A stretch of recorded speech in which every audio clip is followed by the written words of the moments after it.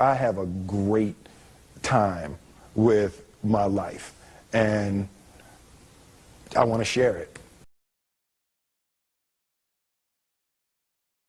I love living.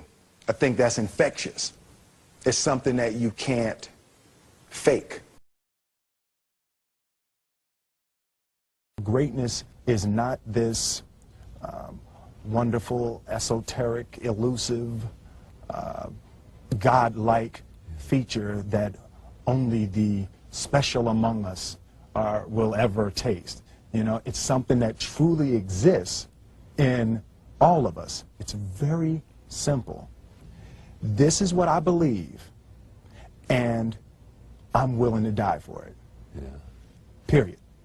It's that simple. I know who I am, and I know what I believe. I know who I am, I know what I believe. That's all I need to know. And that's all I need to know. So from there, you do what you need to do. Yeah. You know, and I think what happens is we make the situation more complex than it has to be. Because we're looking for complexity. There's got to be something complex to understand. It can't be that easy. No. We didn't grow up with the sense that where we were was where we were going to be. You know, we grew up with the sense that where we were almost didn't matter because we were becoming right. Something greater.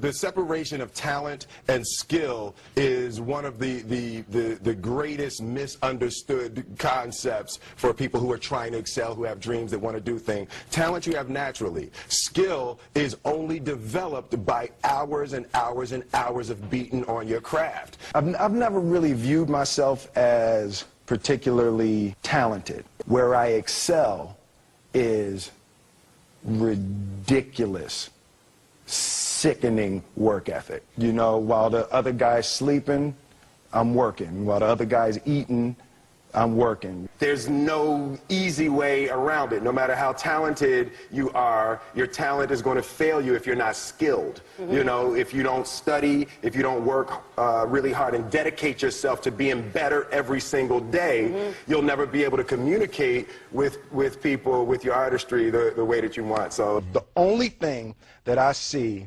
that is distinctly different about me is I'm not afraid to die on a treadmill.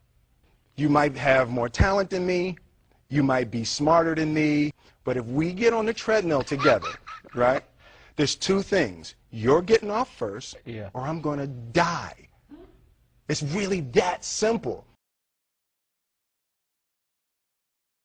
One summer, his dad tore down a brick wall on the front of his business and told 12-year-old Will and his 9-year-old brother to rebuild it, a job they said was impossible.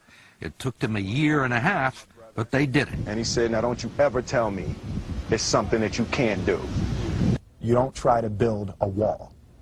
You don't set out to build a wall. You don't say, I'm going to build the biggest, baddest, greatest wall that's ever been built. You don't start there. You say, I'm going to lay this brick as perfectly as a brick can be laid. Yeah. And you do that every single day. And soon you have a wall. And soon you have a wall. You know, it's an idea that my grandmother always had, that if you're going to be here, then there's a necessity to make a difference. She always instilled the responsibility, the spiritual responsibility that you have to make every group you come in contact with better. I want to do good. Yeah. I want the world to be better because I was here. I want my life, I want my work, my family, I want it to mean something. And it's like, it has, if you are not making someone else's life better, then you're wasting your time. You know, like your life will become better by making other lives better. I want to represent an idea. I want to represent possibilities. I want to represent the idea that you really can make what you want. One of my favorite books is The Alchemist, Paulo Coelho, and I just believe that. I believe that I can create whatever I want to create.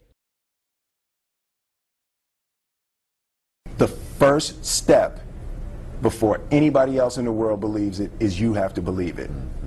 There's no reason to have a plan B because it distracts from plan A. I think that there's a certain delusional quality that all successful people have to have. You have to believe that something different than what has happened for the last 50 million years of history. You have to believe that something different can happen. Confucius said, he who says he can and he who says he can't are both usually right. Being realistic is the most commonly traveled road to mediocrity. Why would you be realistic? What's the point of being realistic? Just put up a barrier. Yeah, I'm going to do it. It's done. It's already done. The second I decide it's done, it's already done. So now we just got to wait for y'all to see. It's unrealistic to walk in a room and flip a switch and lights come on. That's unrealistic. Fortunately, Edison didn't think so. It's unrealistic to think you're going to bend a piece of metal and fly people over an ocean in that metal. That's unrealistic. But fortunately, the Wright brothers and others didn't believe that. And it just seems like such a ridiculous idea to me to embrace the idea that it's not going to happen, and that's not real for that to happen. As soon as you say it, now you just made that real. Our thoughts, our feelings, our dreams, our ideas are physical in the universe. That if we dream something, if we picture something, if we commit ourselves to it, that is a physical thrust towards realization that we can put into the universe. That the universe is not a thing that's going to push us around. That the world and people and situations are not something that are going to push us around. That we are going to bend the universe and command and demand that the universe become what we want it to be. I study the patterns of the universe. There's a redemptive power that making a choice has, you know, rather than feeling like you're at effect to all the things that are happening. Make a choice, right? You just decide what it's going to be, who you're going to be, how you're going to do it. Just decide. And then from that point, the universe is going to get out your way. It's like it's water. It wants to move and go around stuff. You know. There's a flow of the universe that I've grown to know just how to go with it. I realize that to have the level of success that I want to have, it's difficult to spread it out and do multiple things. It takes such a desperate, obsessive focus. You really got to focus with all of your fiber and all of your heart and all of your creativity. I'm motivated by fear. Fear. You know? Fear of what? Fear of fear. I hate being scared to do something.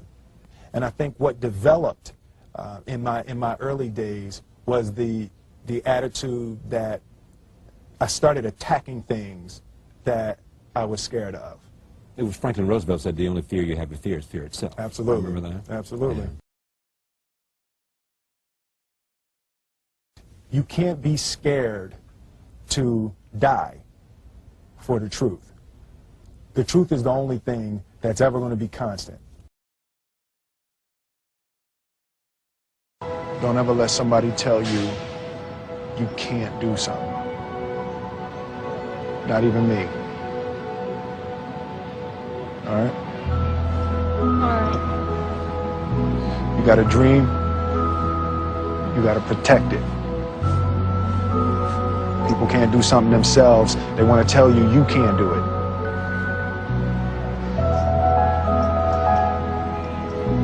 You want something, go get it. Period.